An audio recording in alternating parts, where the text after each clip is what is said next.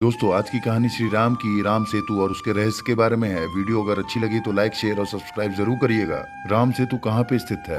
राम सेतु एक ऐसा पुल है जो भारत और पड़ोसी देश श्रीलंका को समुद्री मार्ग द्वारा एक दूसरे को जोड़ता है। राम सेतु पुल की शुरुआत तमिलनाडु के रामेश्वरम द्वीप से होती है।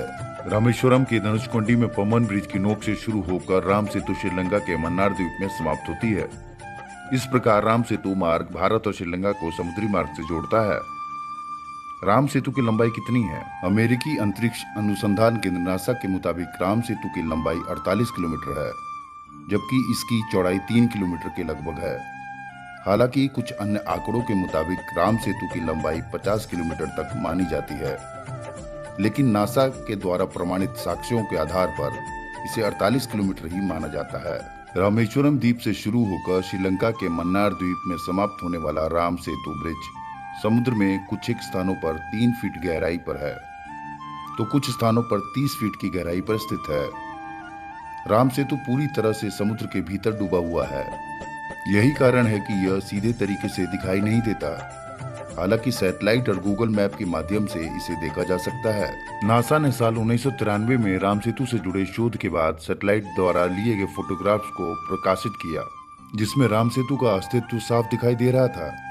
यह राम सेतु आज भी समुद्र के भीतर मौजूद है, जिसके द्वारा भगवान श्री राम लंका नगरी गए थे। सैटेलाइट की फोटोग्राफ्स में देखने में यह साफ पता चलता है कि राम सेतु के पत्थर समुद्र में तैर रहे हैं। इन बातों से यह साफ जाहिर है कि नल नील द्वारा पत्थरों पर राम नाम लिखकर तैरने की बात तर्कविहीन नहीं थी। श्री वाल्मीकि रामायण के अलावा अन्य बहुत से पौराणिक ग्रंथों में राम सेतु का वर्णन किया गया है, जिसमें कौटिल्य का अर्थशास्त्र, महाकवि कालिदास का रघुवंशम, महाकाव्य आदि शामिल है।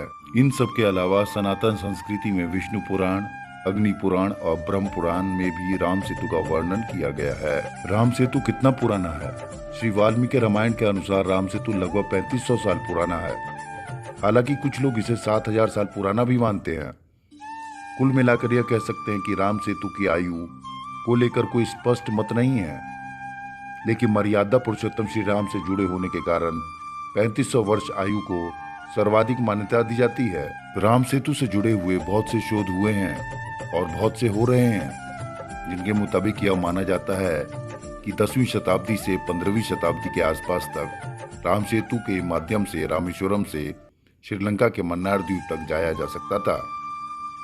लेकिन 1480 में आए हुए समुद्री तूफान के कारण यह राम सेतु काफी क्षतिग्रस्त हो गया और समुद्र के जल स्तर में बढ़ाव के कारण गहराई में चला गया। ऐसा माना जाता है कि राम सेतु के निर्माण में जिन पत्थरों का उपयोग किया गया था वो कहीं दूर से लाए गए थे। वैज्ञानिक मानते हैं कि यह ज्वालामुखी के पत्थर थे, क्योंकि ज्वालामुखी के पत्थर पानी में तैर सकते हैं।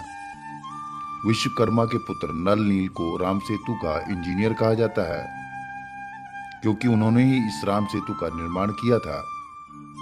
नल एवं नील द्वारा बनाए जाने के कारण भगवान श्री राम ने इसे नल और नील सेतु की संज्ञा दी थी, लेकिन वर्तमान में इसे राम सेतु के नाम से ही जाना जाता है।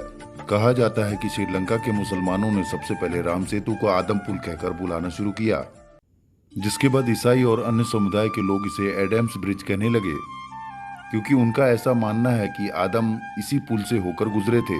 हालांकि भारत श्रीलंका को जोड़ने वाला यह ब्रिज राम सेतु ही कहा जाना चाहिए, क्योंकि यह पूरी तरीके से मर्यादा पुरुषोत्तम प्रभु श्री राम से संबंधित है। नल नील और वानर सेना द्वारा राम सेतु का निर्माण महज 5 दिनों में किया गया था।